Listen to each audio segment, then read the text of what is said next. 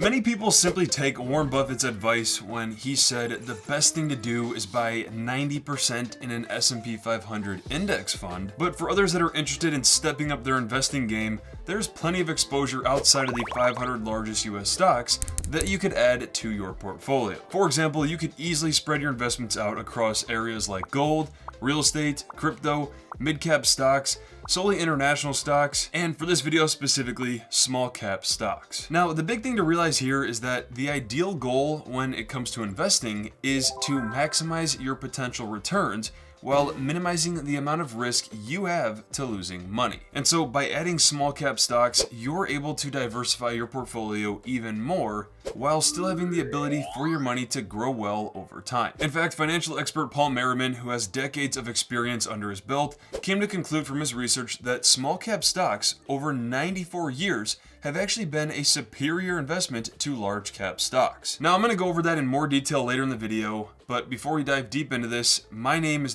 Sully. I run the company InvestLane, where our mission is to help others learn how to save and invest wisely to build lasting wealth. And all I ask is that if you do find value from this video, that you consider hitting the like, subscribe, and notifications button for future content like this. With that said, to get straight to it, the first ETF to mention here is the most popular option in the market that is the best for core small cap exposure. Now, before I even mention the first ETF, understand that the Nasdaq states a small cap stock typically ranges between $450 million to $1.6 billion of a market cap, which is a way of measuring the company's total value, where you can see further down that small cap stocks are typically no larger than $2 billion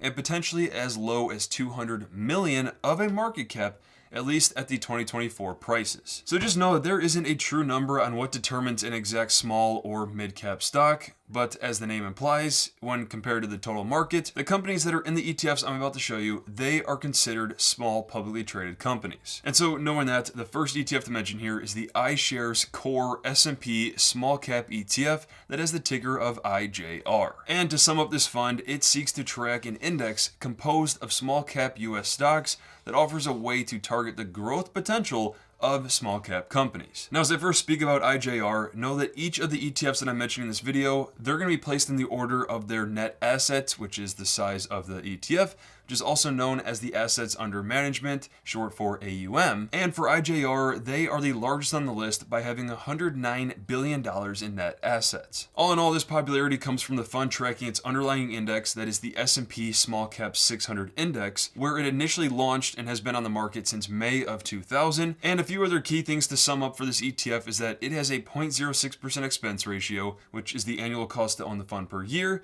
So that means that on every $10,000 that you invest, that would cost you $6 per year in fees, and do know that those fees are automatically taken out of your investment over time. It's not something that you have to pay separately. But aside from that, IJR has 662 small cap stocks in the fund. Its top holdings include companies that you may or may not have heard of, like Molina Healthcare, Crystal Biotech, or Element Solutions, which of course is much different than the S&P 500 ETF like VOO, where Nvidia, Apple, Microsoft, a lot of the big tech are the biggest holdings, and the top 10 alone in the S&P 500 make up just over 36% of the entire fund. Where on the other hand, if we look at IJR with small caps, the top 10 holdings only make up about 5% of the entire fund, so you're gaining much more diversification across the small cap holdings. With that said, IJR over the past year has paid a 1.19% dividend yield, where historically you can see over the past year, as of June 30th of 2026, IJR has returned about 37.5% of a return to its investors, which it's actually beaten the S&P 500, where VOO has returned just over 22%. Not just that, but the 3-year average annual return was just about 16% for IJR, the 5-year average was 7.3%, and the 10-year average annual return was 11.47%. And if we compare that to VOO over the long term, the fund has lagged in overall performance, at least over the past 10 years. But as you watch through this video, there are a couple of ETFs that I believe could get close to or even better than the S&P 500 500 in the future, and I'm also going to mention my number one pick later in the video and why. Which also remember that the past performance does not guarantee anything in the future. The underlying exposure is crucial to understand before you buy any investment, and nothing in this video is personal financial advice. You must do your own research and make your own financial decisions. But knowing that, the second ETF to mention here is best for broad small cap exposure. Now this fund is also offered by iShares, which is owned by BlackRock, where the ETF to mention here is the iShares Russell 2000 ETF that has the ticker of IWM. And you can see that this fund seeks to track the Russell 2000 index, which offers the broad exposure to US small cap stocks. And so a few things to know about IWM as the second largest ETF on this list. It has $84 billion in net assets, a 0.19% expense ratio, a total of 1,979 holdings, making it the most of all the ETFs that I'm mentioning in this video, where the top 10 holdings alone only make up 3.2% of the entire fund. And over the past year, it's paid a dividend yield of 0.9%. And so if we now look at the past 3-year average, the fund averaged 18.46%, the past 5-year was 6.87%, and over the past 10 years, that was 11.53%, which is very similar to the first small cap ETF, that was IJR. But knowing that, the third small cap ETF to mention here is now best for small cap value stocks. But before we move on, one thing that I've learned over the years is that instead of trying to pick the next winning stock, it's often better to build a portfolio that matches your long-term goals. That's why I recently partnered with PiTrade. That is a platform that lets you either build your own portfolio or invest in portfolios built by other investors, whether your focus is long-term growth, dividend income,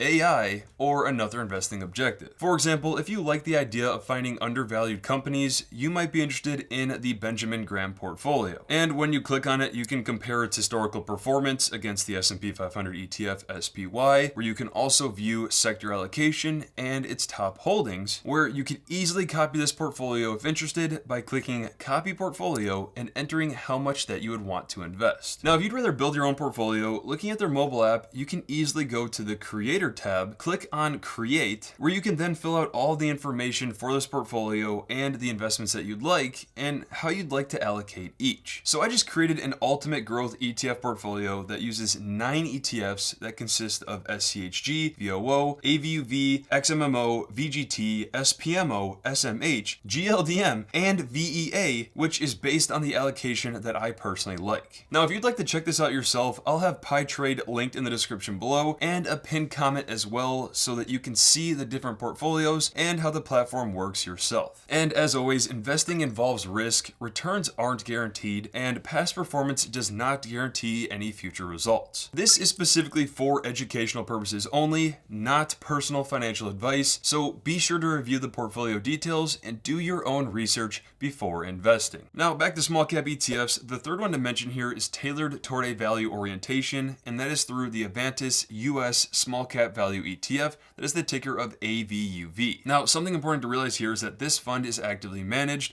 where you can see it invests in a broad set of US small cap companies and is designed to increase expected returns by focusing on firms trading at what they believe to have low valuations with high profitability ratios. Now, a few key things to know about AVUV is that the fund launched in 2019, which is tied with another ETF that I'm going to mention later in the video for being the most recently launched ETF, but the fund already has $29 billion in net assets, making it the third largest of the 6 that I'm mentioning in this video. But aside from that, AVUV has a 0.25% expense ratio, a total of 796 holdings. The top 10 make up about 8% of the entire fund, where it's paid a dividend yield of 1.26% over the past year. Not just that, but over the past year, it's grown 39%. Its past 3-year average was about 19%, and its 5-year average was 12.29%, which is much higher than the first 2 I just mentioned. But unfortunately, it doesn't have 10 years of data to look back at, which I'd personally love to see. But knowing that about value small cap stocks, the fourth ETF is now tilted toward growth small cap stocks. All right, so the ETF to mention here is the Vanguard Small Cap Growth ETF VBK. And so a few things to know about this fund is that it has been around since 2004. The fund has $24 billion in net assets, a 0.05% expense ratio, 550 holdings, where the top 10 make up about 10% of the entire fund's weight, and the fund has paid a 0.43% dividend yield over the past 12 months. But aside from that, with VBK, even though it is a growth fund, it's actually performed the worst of all the ETFs that I'm mentioning in this video over the past few years, where you can see the fund over the past year has grown 32.7%, the past 3-year average was 17.46%, the past 5 was 5.36%, and the past 10 years it has averaged 12.15% per year. Alright, so knowing that about growth, let's now revert back to the value stocks, but now tailored towards small cap value international exposure. Now, the fund to mention here is also by Avantis, that is known as the Avantis International Small Cap Value ETF with the ticker of AVDV, where this fund, just like AVUV, is actively managed, but now it invests in a broad set of non-US developed small cap companies and is designed to increase expected returns by focusing on firms that they believe trading to be at low valuations with higher profitability ratios. The fund has a very similar structure to AVUV aside from the fact that it's for international exposure, but a few things to know about this is that AVDV also launched in September of 2019, but there's been less attraction from other investors, where you can see the net assets is $19 billion, a 0.36% expense ratio, 1,757 holdings, where the top 10 make up just over 7% of the entire fund. But aside from that, the fund has paid a 2.79% dividend yield over the past year, where it's grown 34.6% over the past year, averaged 26% over the past 3 years, which is the highest of the ones in this video, and then it's also achieved the highest over the past 5 years by averaging 13.81% per year. But just like AVUV, the fund doesn't go back 10 years of data. And so with that in mind, the last ETF to mention here is toward small cap momentum. Now, the ETF here is called the Invesco S&P Small Cap Momentum ETF that has the ticker of XSMO, where the fund is based on the S&P Small Cap 600 Momentum Index, which is composed of 120 securities in the S&P Small Cap 600 Index toward the companies that have the highest momentum scores, which are computed by measuring the upward price movements of each security as compared to other stocks in the index. And so a few key things to know about here is that the fund launched in 2005, has $3 billion in net assets, a 0.36% expense ratio, 110 holdings at the moment, where the top 10 make up almost 24% of the entire fund's weight, which makes it the least diversified small cap ETF that I'm mentioning in this video. Which, by the way, the fund has paid a 0.54% dividend yield over the trailing 12 months. Not just that, but this fund has also done very well historically, where over the past year it's grown 38.6%, the past 3-year average was about 25.5%, the past 5-year average was just over 12%, and over the past 10 years, it's done the best of all the ones in this video by averaging 15.52% of an annual return. Now, I have to say, since you've stayed this long into the video, that I have created an entire free index fund cheat sheet that shows data to all these ETFs and many other top options in the market that I highly recommend you check out and review. So I'm gonna have a direct link in the description below for you if you want to check that out. But knowing that, while this ETF has performed the best over the past 10 years,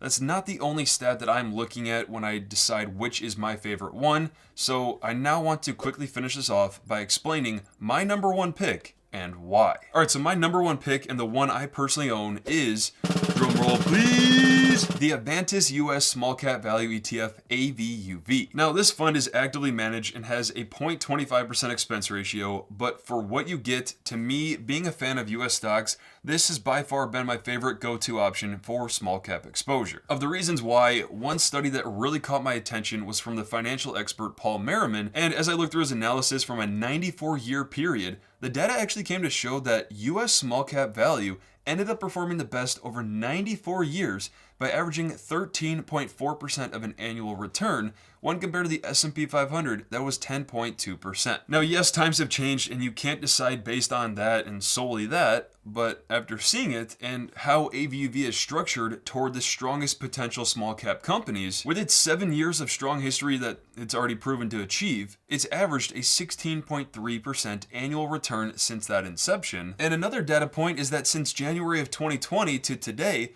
the fund has actually outperformed the momentum option XSMO and has easily beaten the core small cap ETF IJR, which of course you can't go based off of this in historical performance. You definitely have to make your own financial decisions. But with about 800 holdings that it contains and the track record that it's proven and its underlying structure and how it's managed, I give AVUV, the small cap value ETF, my number one pick if I were to pick only one small cap ETF. Now, like I said, if you were interested to learn more about each of these ETFs all in one place, I'm gonna have our free index fund cheat sheet linked in the description below for you. Which, while you're at it, if you want to get started on a new investing platform, whether that be a new brokerage account or IRA, I'll have direct links below to some of the top options that you could get started with. And please know, at the end of the day, I want you to do what's best for your finances, but do know that depending on the ones that you get started with, I may earn a commission for it, which is greatly appreciated. And as always, don't forget to hit the like, subscribe, and notifications button for future content like this.